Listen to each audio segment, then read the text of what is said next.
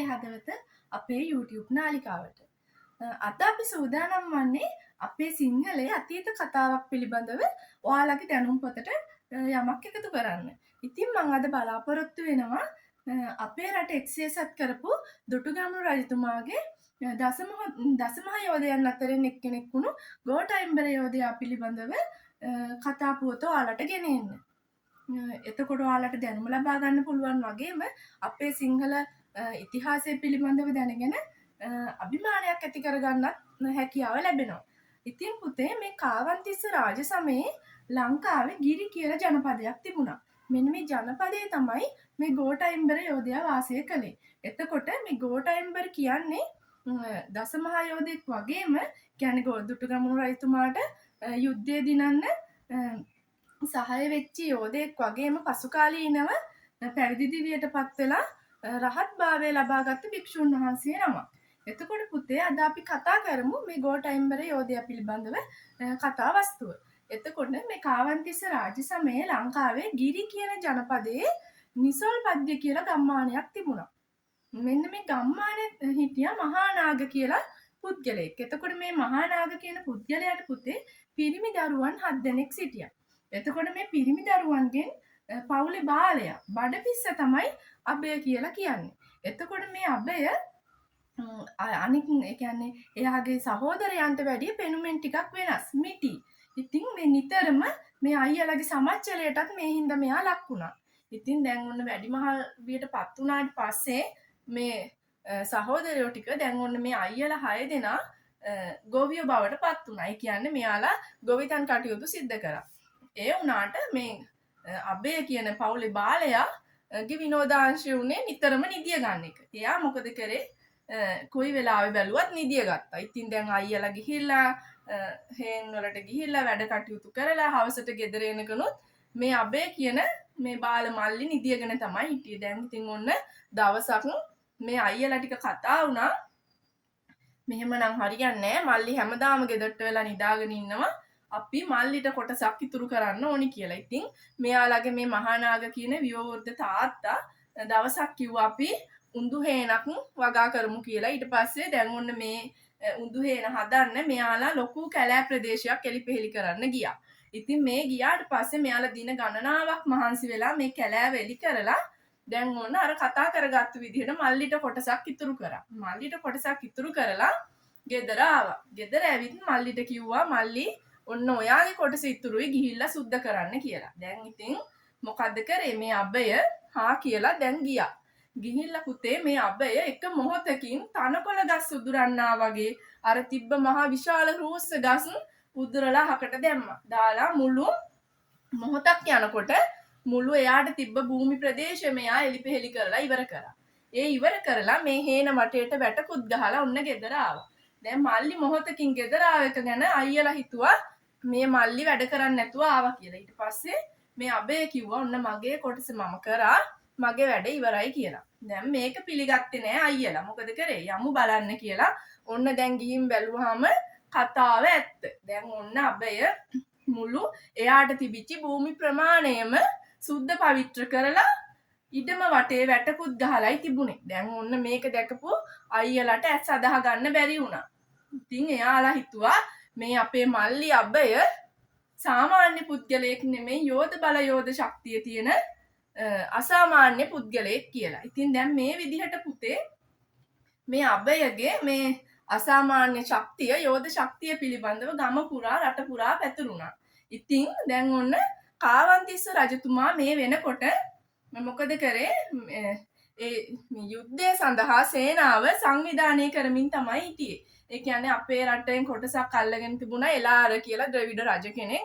එතකොට මේ රජතුමත් එක්ක යුද්ධ කරන්න සේනාව රැස් කරමින් තමයි කාවන්තිස්ස රජතුමා ඒ වෙනකොට හිටියේ. එතකොට මේ අබය කියන මේ පවුලේ බාලයා මිටි නිසා මෙයා ගෝඨයිම්බර කියලා තමයි ප්‍රසිද්ධියට පත් වෙලා තිබුණේ. එතකොට දැන් මේ විදිහට මේ කාවන්තිස්ස රජතුමාට අසන්න ලැබුණා මේ ගෝඨයිම්බර යෝධයා පිළිබඳව. ඊට පස්සේ කාවන්තිස්ස රජතුමා රාජපුරුෂයන්ව යවනවා මේ තමන්ගේ යුද්ධ බලෑනියට මේ ගෝඨයිම්බර යෝධයාට එන්න කියලා පණිවිඩය යවුවා රාජපුරුෂයෝ අතේ. දැන් රාජපුරුෂයොත් එක්ක ඔන්න දැන් ගෝඨයිම්බර යෝධයා රජමාලිගාව බලා පිටත් වෙනවා. පුතේ මේ එන අතරමඟදී මෙයාලට බඩගින්නක් ඇති වෙනවා, පන්සලක් හම්බ වෙනවා. මෙයාලා මොකද කරන්නේ? මේ පන්සලට යනවා. මේ පන්සල් වත්තේ තියෙන පොල් ගස්. ඉතින් මේ වයින් කුරුම්බ කඩාගෙන කන්න. ඔන්න දැන් ගිහිල්ලා මේ ගෝඨයිම්බර යෝධයා මොකද කරන්නේ? මේ පොල් ගස් හොලවලා මේ වයින් වැටෙන ගෙඩි ඔන්න දැන් කන්න පටන් ගන්නවා. දැන් ඉතින් අර රාජපුරුෂයොත් මේ කුරුම්බ කාලා වතුර බීලා හොඳට බඩ පුරවගෙන කට්ටියත් එක්ක මොකද කරන්නේ? මේ පන්සල් වත්තේම නිදිය ගන්නවා. දැන් මේ වෙනකොට පුතේ මේ පන්සලේ ඉඳපු තේර පුත්තාබේ කියන සාමණේරයන් වහන්සේ වෙන ගමනක් වැඩලයි තිබුණේ. ඉතින් දැන් ඔන්න මේ සාමණේරයන් වහන්සේ නැවත පන්සලට වඩිනවා. වඩිනකොට දැන් දකිනවා මේ පන්සලේ මේ ගස්වල ගෙඩි කඩලා මේ පන්සල් වත්තේ විනාශ කරලා දාලා කියලා. එතකොට මේ තේර පුත්තාබේ සාමණේරයන් වහන්සේ දකිනවා දැන් ඔන්න මේ නිදාගෙන ඉන්න කට්ටියව. ගිහින් බැලුවාම ඔක්කොම රාජපුරුෂයෝ එක්කෙනෙක් ඉන්නවා සාමාන්‍ය පුද්ගලෙක්. ඉතින් මේ තේර පුත්තාබේ හාමුදුරුව මොකද කරන්නේ? කකුලෙන් අල්ලලා මුළු පන්සල් වත්ත වටේම ඇදගෙන යනවා. දැන් ඇදගෙන යනකොට ගෝඨයිම්බර යෝධයාට ඇහැරෙනවා. ඇහැරුණාට මේ තේර පුත්තාබේ කියන සාමණේරයන් වහන්සේ ගෝඨයිම්බර යෝධයාටත් වැඩිය පුතේ ශක්ති සම්පන්නයි. ඉතින් මොකද වෙන්නේ? ගෝඨයිම්බර යෝධයා ග්‍රහණයෙන් මිදෙන්න හැදුවට මිදෙන්න බැරි වෙනවා. ඇඟපත තුවාල වෙනකන් අන්න දැන් පන්සල් වත්තේ ඇදගෙන යනවා. ඊට පස්සේ ඇදගෙන ගිහිල්ලා මොකද කරන්නේ? පොල් ගහක් ළඟට අරන් ගිහිල්ලා පොල් ගහේ ගහනවා දැන් ඔන්න මේ යෝධයව. ඉතින් දැන් මෙහෙම ගහනකොට ඇතිවෙච්ච වේදනාව හින්දා මේ ගෝඨයිම්බර යෝධයා මහා හයියෙන් කෑ ගහනවා. දැන් ඔන්න මේ කෑ ගැහිල්ලට මොකද වෙන්නේ? අර රාජපුරුෂයෝ ටික අවදි වෙනවා. දැන් රාජපුරුෂයෝ ටිකත් මෙතෙන්ට එනවා. එතකොට මේ තේර පුත්තාබේ සාමණේරයන් වහන්සේ මොකද්ද කරන්නේ? මේ ඔක්කොටම ගහනවා. දැන් ඔන්න ඊට පස්සේ ගෝඨයිම්බර යෝධයා මොකද කරන්නේ? සමාව ඉල්ලනවා තමන් අතින් වෙච්ච වැරද්දට. ඊට පස්සේ මේ තේර පුත්තාබේ ස්වාමින් වහන්සේ පුතේ සමාව දෙනවා. දැන් ඔන්න මෙයාලට දීලා කියනවා මේ වෙනකොට ගෝඨයිම්බර යෝධයා අර දැඩි වේදනාවට පත් වෙලා පොළව දිගේ ඇදගෙන එහෙම ගිහිල්ලා මෙයාට ශරීරයේ මල මුත්‍ර පවා වෙලා තිබුණේ. ඉතින් දැන් ඔන්න මේ තේර පුත්තාබේ සාමණේරයන් වහන්සේ කියනවා අර ළඟ වැවක් තියෙනවා ගිහිල්ලා නාලා පිරිසුදු වෙලා එන්න කියලා මේගොල්ලන්ට. ඔන්න දැන් මෙයාලා ගිහිල්ලා නාලා පිරිසුදු වෙලා එනවා. ආවට පස්සේ මේ හාමුදුරුවෝ මෙයාලට ඔසු පැන් හදලා දෙනවා බොන්න. දැන් ඔන්න ඔසු පැන් බීලා ආගිය තොරතුරු කතා කරලා මෙයාලා නැවත කාවන්තිස්ස රජතුමාගේ රාජමාලිගය බලා පිටත් වෙනවා. ඊට පස්සේ පුතේ දැන් මේ ගෝඨයිම්බර යෝධයා මේ කාවන්තිස්ස රජතුමාගේ මේ යුද්ධ සේනාවේ ඒ වැඩ කටයුතු වල නිරත වෙලා මෙහෙම ඉන්න ගමන් ඔන්න දැන් මොකද කරන්නේ? සෝනා කියලා බිසවක් දේවියක් ඉන්නවා මේ රජමාලිගාවේ. මේ දේවිය කෙරෙහි සිත යනවා මේ ගෝඨයිම්බර යෝධයා. ඊට පස්සේ මේ බිසවත් කැමති වෙනවා. දැන් ඔන්න ඒ දෙන්න විවාහ වෙනවා. දැන් මේ විදිහට පුතේ කාලය ගත වෙනකොට මේ කාවන්තිස්ස රජතුමා දවසක් කියනවා මේ මගේ සේනාවට තව පිරිසක් රැස් කරගන්න ඕනි කියලා. ඔන්න දැන් මෙහෙම කිව්වහම ගෝඨයිම්බර යෝධයාට මතක් වෙනවා එදා අතරමඟදී එනකොට ගිය පන්සලේ ඉඳපු මේ තේර පුත්තාබේ කියන සාමණේරයන් වහන්සේ ගැන. ඊට පස්සේ මේ පිළිබඳව කාවන්තිස්ස රජතුමාට දන්වනවා. කාවන්තිස්ස රජතුමා කියනවා ගිහින් ඒ ස්වාමින් වහන්සේ කැඳවගෙන එන්න කියලා. ඔන්න දැන් ඊට පස්සේ ගෝඨයිම්බර යෝධයා රාජපුරුෂයෝ ඇවිල්ලා පන්සලට මේ පිළිබඳව සාමණේරයන් වහන්සේත් එක්ක කතිකා කරනවා.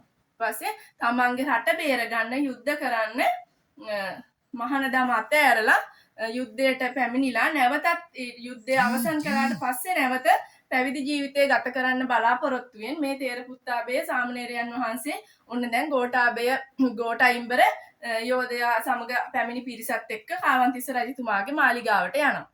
දැන් ඔන්න මෙහෙම ගිහිල්ලා මෙයාලා නිරතුරුවම මේ යුද්ධ කටයුතු වල පුහුණු වීම වල නිරත වෙන ගමන් ඉන්නවා. ඉතින් මෙහෙම ඔන්න දැන් මෙහෙම ඉන්නකොට කාවන්තිස්ස රජතුමා මිය පරලව යනවා. දැන් මේ මිය පරලව යෑමෙන් පස්සේ දුටුගැමුණු රජතුමා රාජත්වයට පත් වෙනවා. එතකොට දුටුගැමුණු රජතුමා තමයි පුතේ මේ දසමහා යෝධයන් සමග මේ බලයනියත් එක්ක එකතු වෙලා එලාර කියන ද්‍රවිඩ රජතුමා පරාජය කළා අපේ මේ සිංහල රට එක්සේසත් කරන්නේ.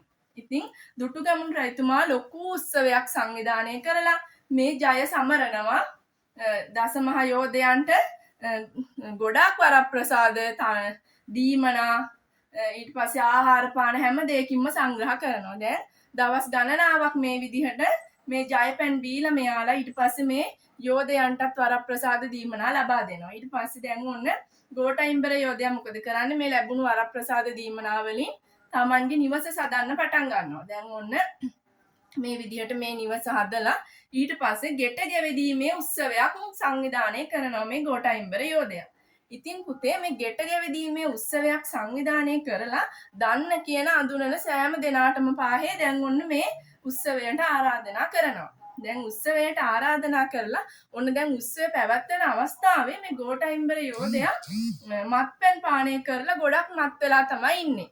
ඉතින් මේ උත්සවයේ කටයුතු එනේ අයට සංග්‍රහ කරන්න මේ ඔක්කොම සෝනා කියන මේ බිසවට තමයි පැවරිලා තිබුණේ. ඉතින් දැන් ඔන්න පුතේ මේ දුටුගැමුණු රජතුමාගේ මේ යුද්ධ සේනා ඒ කියන්නේ යුද්ධ බලෑණියේ යක්ෂ සේනාධිපතියා ඒ කියන්නේ යක්ෂයන්ගේ කණ්ඩායමේ සේනාධිපතියා තමයි ජයසේන කියලා කියන්නේ. එතකොට මේ ජයසේන ඔන්න මෙතනින් මේ යනවා පුතේ මේ රිටිගල ජයසේන මෙතනින් යනවා වෙන ගමනක් යන ගමන් මේ උත්සවය දකිනවා. ඒ දැක්කහම මෙයා මොකද්ද කරන්නේ? මේ උත්සවයට ගොඩ වදින්න හිතාගෙන ඔන්න දැන් එනවා. ඒ ආවහම දැන් ඔන්න හොඳටම මත්පැන් පානය කරලා තමයි ඉන්නේ මේ ගෝඨයිම්බර යෝධයා. ඉතින් මොකද වෙන්නේ? අර සෝන කියන බිසවට තමයි පුතේ මේ සිද්ධ වෙන්නේ මේ රිටිගල ජයසේනටත් සත්කාර කරන්න. ඊට පස්සේ මෙයා සංග්‍රහ කටයුතු කරන්න. ඔන්න දැන් මේ හොඳට කියන්නේ මෙයාට සංග්‍රහ කටයුතු කරලා මෙයාත් දැන් ඔන්න මේ උත්සවයේ ඉන්න ගමන් මත්පැන් බීලා හොඳටම මත් වෙනවා මේ රිටිගල ජයසේන. එතකොට මේ මත් වුණාට පස්සේ මෙයාට මොකද්ද ඇති වෙන්නේ?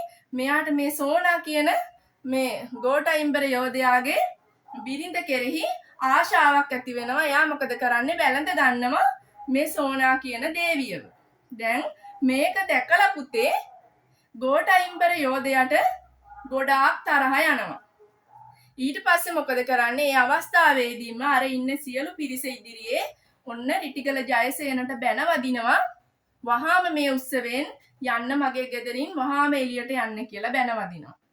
ඉතින් පිරිසක් ඉදිරියේ අර සිද්ධ වෙච්ච ලැජ්ජාවට මේ රිටිගල ජයසේනත් ගොඩාක් කේන්තියටපත් වෙනවා. ඊට පස්සේ කියනවා මට මේ ගෝඨයිම්බර කියන්නේ මහා ලොකු කෙනෙක් නෙමෙයි කියලා ඔන්න දැන් සටනකට ආරාධනා කරනවා. දැන් ඔන්න ගෝඨයිම්බර යෝධයා තමන්ගේ ආත්ම ගෞරවය ගැන හිතලා මේකට කැමති වෙනවා. ඊට පස්සේ මොකද කරන්නේ? මේ දෙන්න ඔන්න දැන් සූදානම් වෙනවා සටනක් කරන්න. ඉතින් මේක ආරංචි වෙනවා පුතේ දුටුගැමුණු රජතුමාට. දුටුගැමුණු රජතුමා කියනවා මේ සටන නවත්තන්න කියලා. මොකද දුටුගැමුණු රජතුමා දන්නවා මේකෙන් ලොකු විනාශයක් තමයි වෙන්නේ කියලා. ඊට පස්සේ මේක වහාම නතර කරන්න කියලා අණ දුන්නත් මේ දෙන්නගෙන් කෙනෙක්වත් තමන්ගේ ආත්ම ගෞරවය ගැන හිතලා කෙනෙක්වත් කැමති වෙන්නේ මේක නතර කරන්න. ඊට පස්සේ ඔන්න මොකද කරන්නේ? දැන් මේ සටන පැවැත්වෙන දිනය උදා වෙනවා. දැන් ඔන්න ලෝහ සන්නායක ඇඳුම් එහෙම ඇඳගෙන දැන් මේ රිටිගල ජයසේන සූදානම් වෙනවා මේ සටනට. මේ සූදානම් වෙනම දැන් ඔන්න මේක බලන් ඉන්න පිරිස කවුරු දිනයිද කවුරු පරදීද මේ විදිහට දැන් ඔන්න කතිකාවත් ඇති වෙනවා. පුතේ රිටිගල ජයසේන කියන්නේ රියන් 4ක් විතර උස මිනිස්සෙක්. ඒ කියන්නේ මේ උස මහත හොඳට තියෙන මිනිස්සෙක්. ඒ උනාට ගෝඨයිම්බර කියලා කියන්නේ රියන් 2ක් විතර උස තියෙන මිටි පුද්ගලයෙක්. ඉතින් දැන් ඔන්න මිනිස්සු කතා වෙනවා පුළුවන් නේද මේ ගෝඨයිම්බර මේට මේ රිටිගල ජයසේන පරද්දන්න. දැන් ඔන්න මේ සටන් කරන වෙලාව උදා වුණා. දැන් ලෝහ සන්නායක ඇඳුම් මෙහෙම ඇඳගෙන සූදානම් වෙනවා.